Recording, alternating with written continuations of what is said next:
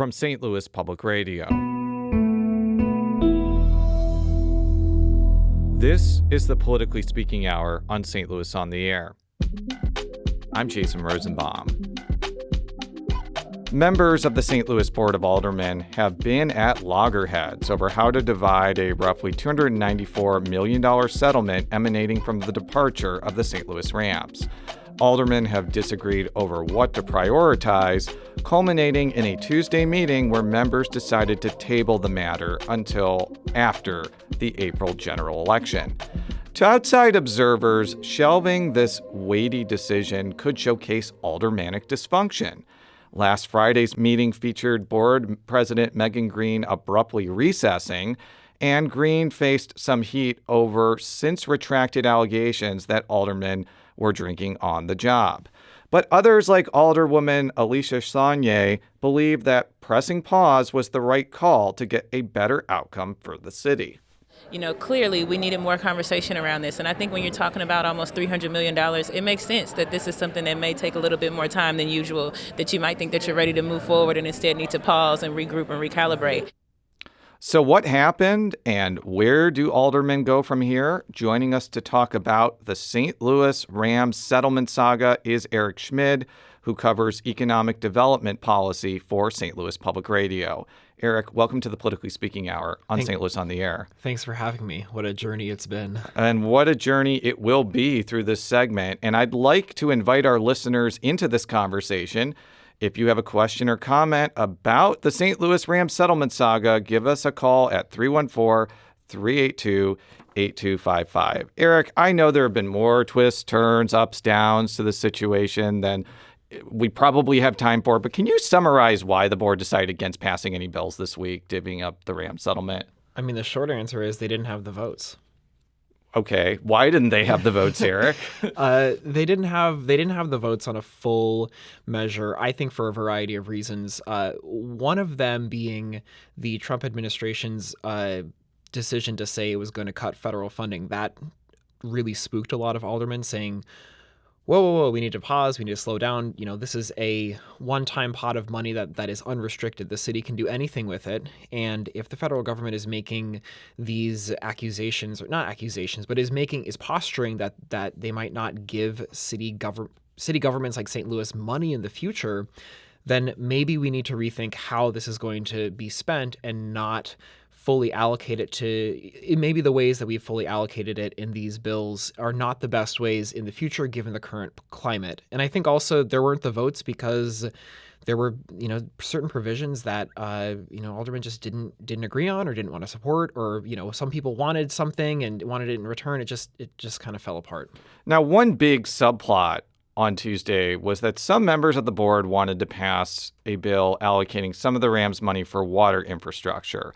Joshua Lawrence on Blue Sky asked, the top result of the survey was water. Why did the board go against the Democratic result and put it on the informal calendar on Tuesday?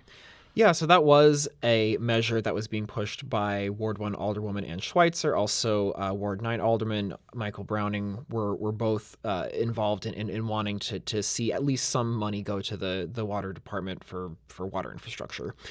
As far as I could tell on Tuesday, the big reason why that faltered or failed was because you had a coalition, a contingent of the North Side aldermen who stood up and said, if you can give money to the water department, then you should give money to North St. Louis. And then there started to be squabbling over like how much money should go to North St. Louis. And it kind of almost became this little political chip. And then it became the decision to just say, well, let's pause on doing anything on this because there was clearly no agreement that was going to be reached.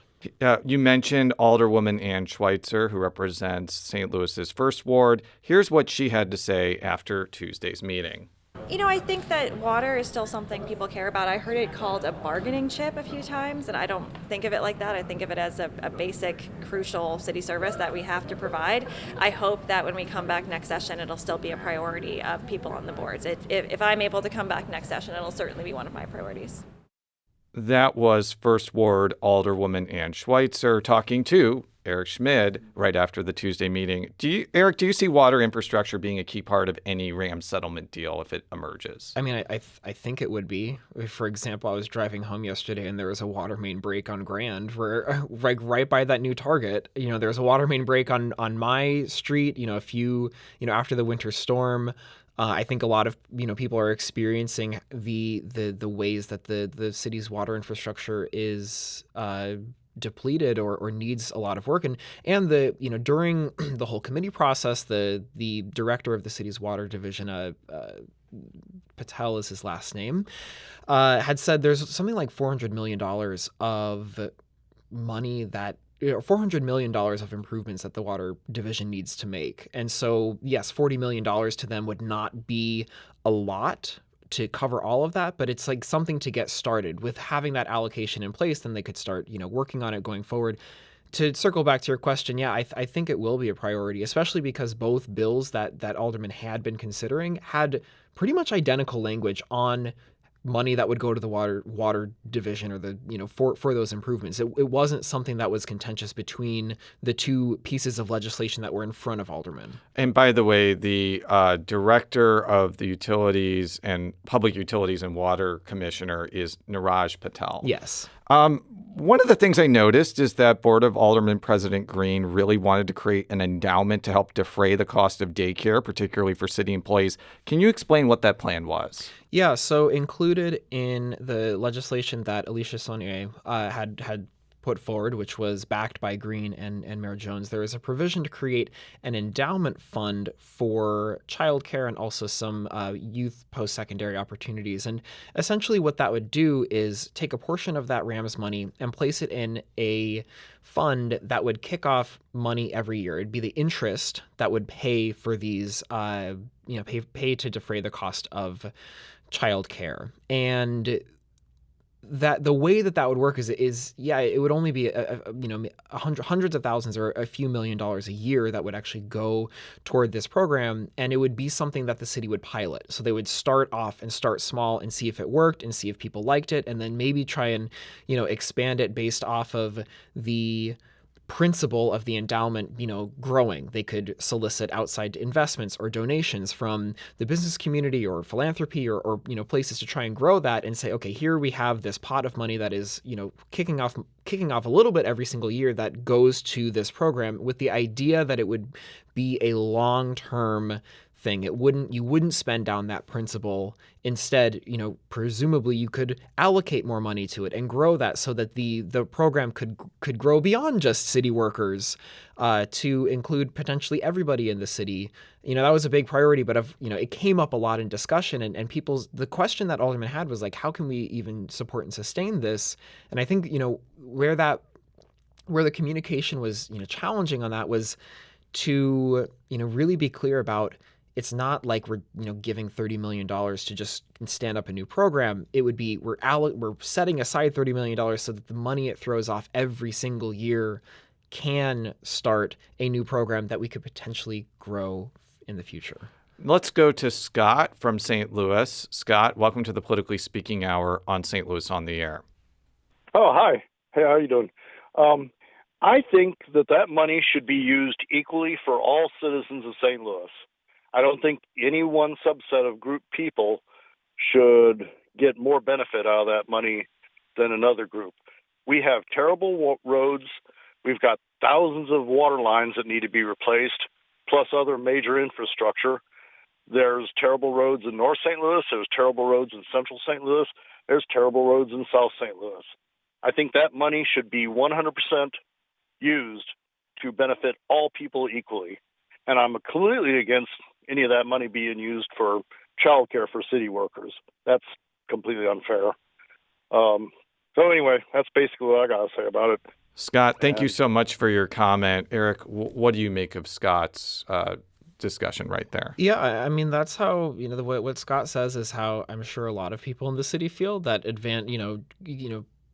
putting a portion of this money that the city won to specifically advantage a subset of people who live here is inherently unfair. I also think that the city is down on workers. They're, one of the big things in the like idea portal was giving city workers a raise, and that was never on the table because. And I actually talked with St. Louis Mayor Tashara Jones about that last year, and I basically said that is not a good idea. Yeah, it's one-time money. Because it's one-time money, and she agreed with me. Mm-hmm. And so this idea around providing, defraying the cost of childcare for city workers could be seen as a additional benefit to say, okay, if you're, how can we bolster the city workforce, which is aging, which there are a lot of open positions and positions that haven't been filled? Would this be a way to get people back in the workforce, or entice them to move here, or entice them to consider investing their time and effort and resources and money into this community? Of course, now that's off the table because no bill actually came to fruition. But I think our listener in Scott has a good point. There were people during public comment who stood up and said, I don't agree with this. I would say also a lot more people stood up and said childcare is incredibly expensive, prohibitively expensive, and it is keeping me out of the workforce, and I don't want to be out of the workforce. I can agree that childcare is expensive as the father of 3 small kids. Now, we got a couple of questions about the timeline for allocating these funds. For example, Go Luby on Blue Sky asks, does the board have to decide how to spend all the money now? And Braden STL on Instagram says, we understand that this delay will push projects back for years, and that's exactly the problem. Why, how can we be responsible and have timely allocations of these funds when so many people need it now? So can you talk about is there a timeline on this, and is the delay going to hurt, like trying to solve some of these problems that aldermen want to solve? Yeah. The answer to, is there a timeline on this? No, there isn't. Like the money right now is just in a interest-bearing account. It's going to continue to grow. It started off as $250 million. Now it's up to $300 million, and that's just because of it, growing because of interest and going back into that. So there isn't a timeline that aldermen need to spend it, unlike the American Rescue Plan Act tranche of dollars, which had a timeline on it. In terms of whether or not a delay will mean more city services don't happen, that is true. The money is in the bank. It is not allocated to departments to fix streets, to invest in water infrastructure, to do neighborhood or community development. Whatever the proposals are that aldermen had to actually spend this, those aren't happening, and it will take time for those to actually ramp up once they allocate it in the future, as soon as they get back from the spring elections. Let's go to Nick. Nick, welcome to the Politically Speaking Hour on St. Louis on the Air. Thank you. I have 2 suggestions. One would be buying back firearms from people that mainly live in the city, paying them for it. The program's been in place before. I think that'd be a good way to spend the money. And the other thing would be to just literally leave it in the interest-bearing account and use the $20 million or whatever it is a year on certain projects. In that way, it'll quell some of the disruption over what to do with the money right away. Nick, thank you so much for your comments. And Eric, before we let you go, can we take a step back and talk about the public engagement component of what happened? Because there are a lot of people like Nick that have had these individualized ideas. There are other commenters on social media saying, why don't we give it to SLPS? Like, how did the public engagement play into what people proposed? What the alderman proposed? Yes. Yeah. So those public comments, as I understand it, really shaped the way that the bill that Alicia Sonnier drafted and filed, that was backed by Board President Green and also Mayor Tashara Jones. It was the way that they messaged it. It was, we put this idea portal together. We had people vote on this. We gathered a whole bunch of feedback, tens of thousands of touch points and all of that stuff. And that's what informed the priorities that are laid out in that piece of legislation. So they would say, we asked the public what they wanted. This is the aggregate results, and that's what the bill is organized around. Of course, did the public input work? It's hard to say whether it did or didn't because we don't have a bill path. Yeah. But before we go, I do want to ask about something that popped up over the weekend, which sucked up a lot of my Saturday. Green put out posts on Facebook alleging that aldermen were drunk during Friday's meetings. She singled out Alderman Joe Vollmer, who vigorously denied he drank anything but coffee during that meeting, and Green apologized to Vollmer. I listened to that whole meeting. I didn't hear any reference to that. Is the whole talk of aldermanic inebriation just water under the bridge right now? It might be. I mean, it didn't really come up on Tuesday. That the feeling in the chamber was, or in the chambers, was pretty subdued. I mean, it was just kind of people moving procedurally through and not getting very worked up as had been the case on the Friday meeting that was recessed. Yeah. Okay. One other question before I let you go. Who do you think will win, the Chiefs or the Eagles this weekend? Oh, can't they both lose?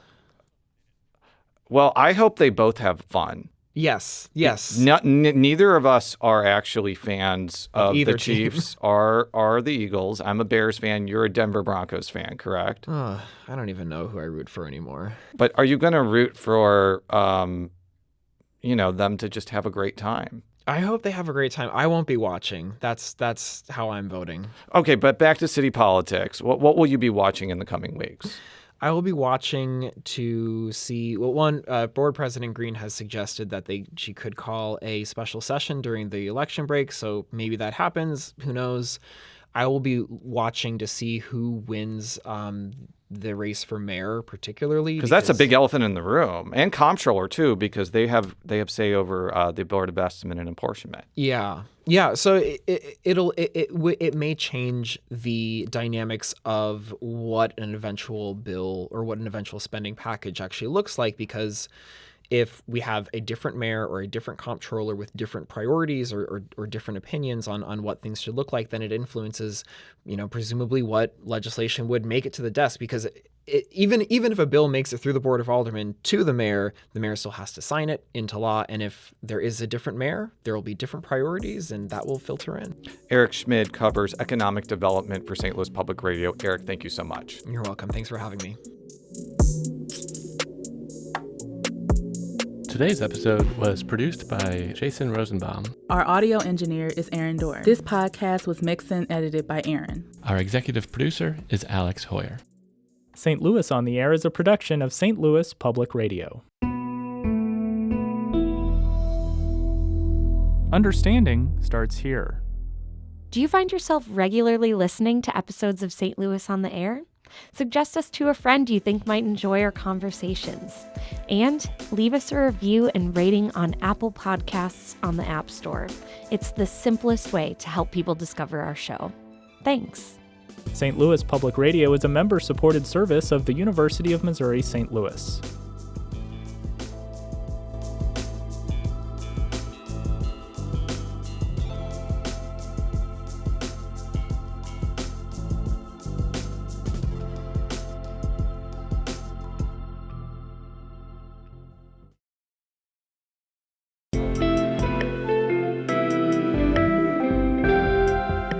The Gateway brings you the day's news each weekday from around the St. Louis region and the state capitals in Jefferson City. Our schools are accredited.